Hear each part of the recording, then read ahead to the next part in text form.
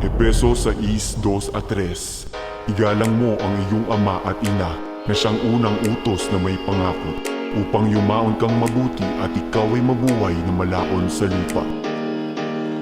Ito'y payo lamang bilang kapwa-kabataan na ibigin at igalang ang ating mga magulang. Dahil yan ang utos ng Panginoon na may pangako ng yumaon ng mahaba buhay dito sa mundo. Ngunit ang katotohanan, nasa na nga ba ang paggalang ng iba'y inuuna ay ang pang sarili lamang. Gusto'y masunod ang tuho kaya nalulong sa bisyo. Hindi nag-iisip, gusto'y makasunod sa uso. Natutong magsugal, mag-inom ang sigarilyo. Maiwasan na tumabi at naging basagulero. O kawawa ang magulang, nasa iyo'y nagsakripisyo. Na ang nais lang naman niya ay ang kabubuti mo. Uuwi ka ng umaga at gigising ng tanghali. Kakain ka na lang at magtutulog na muli. Okay, sarap ng buhay, nasa iyo ay ipinaranas. Ang magulang mo hirap dugo at pawis ang tumagas. Hindi ko nilalahat, ito ay para sa ilan upang makapagbukas ng isip habang may oras panlaan. Dahil dadating ang araw na dapat pagandaan. Hahantong sa kamatayan ng ating mga magulang. May uso raw damit kaya gusto mo makamit. At dahil nga sa kagipitan sa matalim ka ay kumapit. Sa pera ay naakin kaya natutong manghumit. Kinukuha mga bagay umihiram mo lang balik. Isang aray kay nahuli nanay mo ay dali-dali. Napapunta sa presinto at hindi mapakali.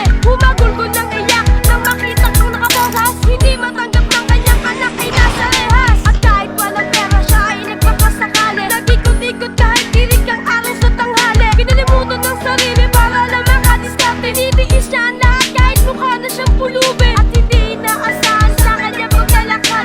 Bigla siyang napagtatapay ka ng kalagyan. Humadubing sa kalsada, katawan ng kabilat. At ang kanyang hininga ay nawala na kaagad. Hindi ko nilalahat, ito ay para sa ilan upang makapagbukas ng isip habang may oras panlaan. Dahil dadating ang araw na dapat pagandaan. Hahantong sa kamatayan ng ating mga magulang. At nakarating na nga sa'yo masaklap na balita. Ika'y nanghihinayan, nagsisisip, nagdurusa. Sinisisi ang sarili sa kanyang pagkawala. Gusto mo man napuntahan, ay wala kang magawa. Kaya habang maaga pa, ito ay payo kapatid. Kaya ito ay naisulat para maipabati. Kaya lawakan pang unawa, tenga mo ay makinig. May konting bagay lang ako na gusto ko marinig. Pinalaki, inaruga tayo ng ating magulang. Pinagkop, pinakain tayo ng ating magulang. Pinihisang pinag-aral tayo ng ating magulang. Kailan mo susuklian, utang mo sa iyong magulang. Okay lang ka magbabago, pag sila'y wala na dito. Okay lang ka mangangako, pag sila'y wala na dito. Okay lang mo sasabihin na sila ay mahal mo. Hihintayin mo ba ang oras na sila'y wala na dito? Hindi ko nilalahat, ito ay para sa ilan upang makapagbukas ng isip habang may oras panlaan. Dahil dadating ang araw na dapat pagandaan. Hahantong sa kamatayan ng ating mga magulang. Kaya habang nandiyan pa sila, sabihin mo na mahal mo sila. Magpasalamat ka sa lahat ng kanilang mga ginawa. Yakapin mo sila, pasayahin mo sila. Tuparin mo yung pangarap na gusto nila para sa'yo. Sumunod sa mga utos, makinig sa mga payo.